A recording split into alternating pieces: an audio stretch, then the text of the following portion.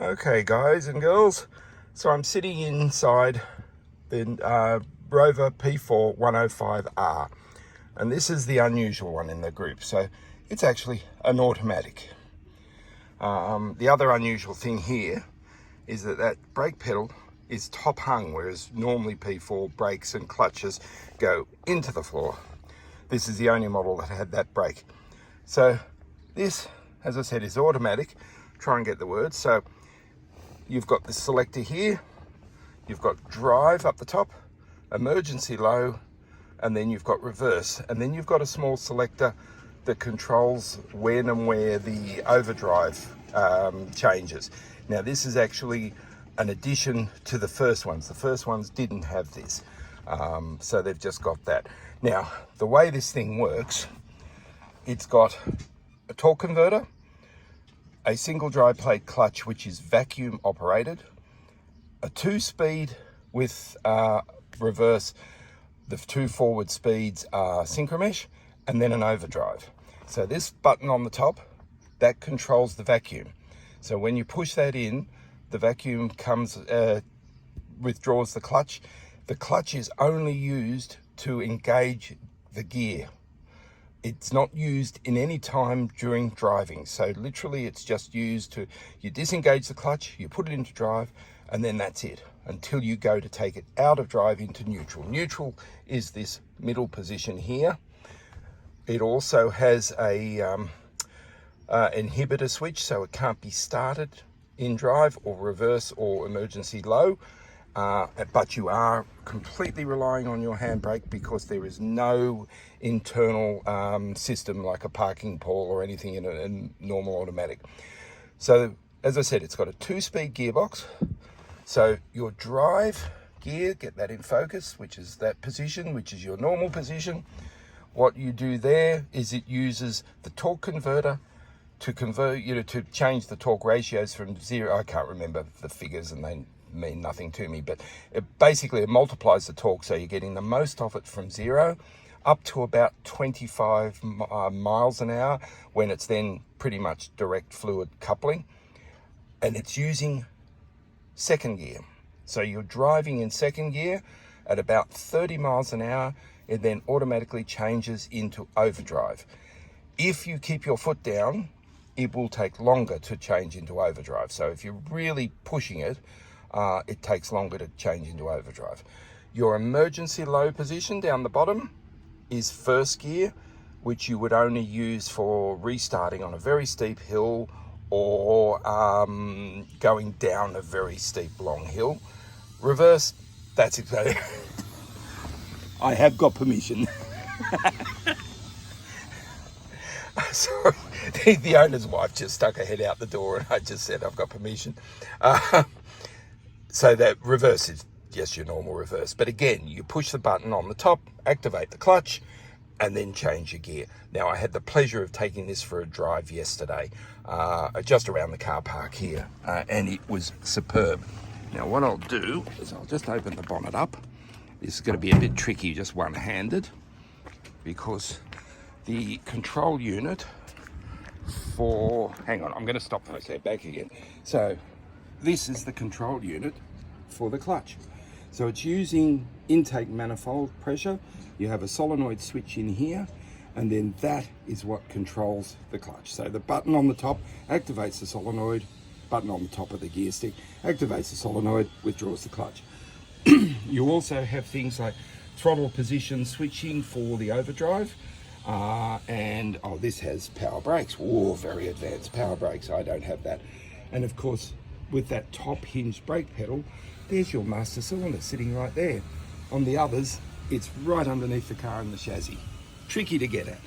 So I'm trying to see what else we've got here that would mark it out specifically as the 105. So yeah, throttle position, clutch, yes,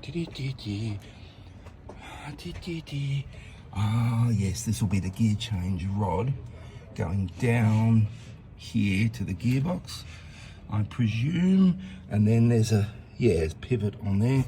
Yeah, this I don't know all that well, to be honest, in that part of it. Other than that, this engine is basically the same as the one in my car. It's just more powerful. So that's a quick explanation of it. I'll see if I can find anything else and I may continue. Okay guys, I made a mistake here. I actually mean it's using intake vacuum from the manifold, not pressure. Sorry. Yeah, so I'm back again. So really the rest of the controls are pretty much identical to mine. Wiper, oil level switch, so with the ignition on but the engine not running, push that in and your fuel gauge changes to an oil pressure level, oil level, so you can check your sump. Panel light switch just controls the lights in here.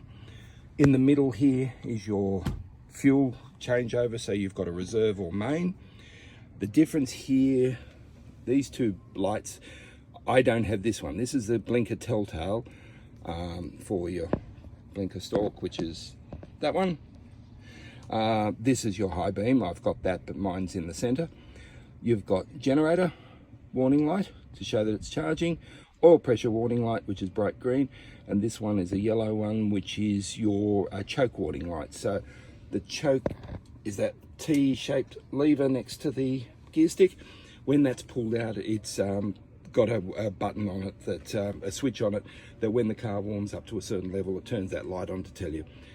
You've got your light switch, which just turns your side lights on, because over here behind, that switches between headlights, side lights, and then your starter button and your key.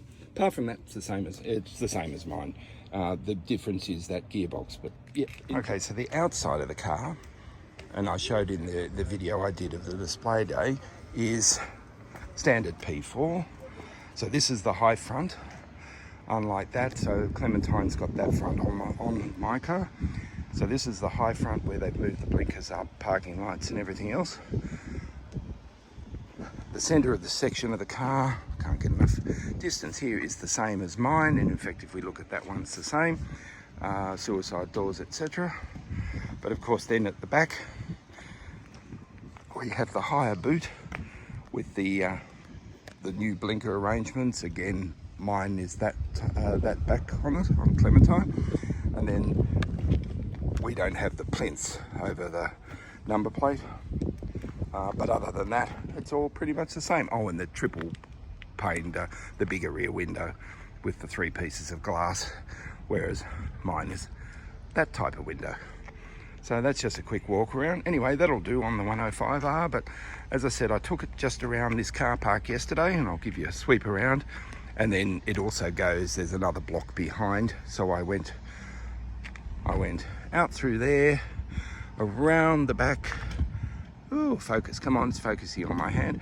Round the back, behind that block, and then back around and up this road and back to this position yesterday. So it was only a short drive around, but very, very pleasant.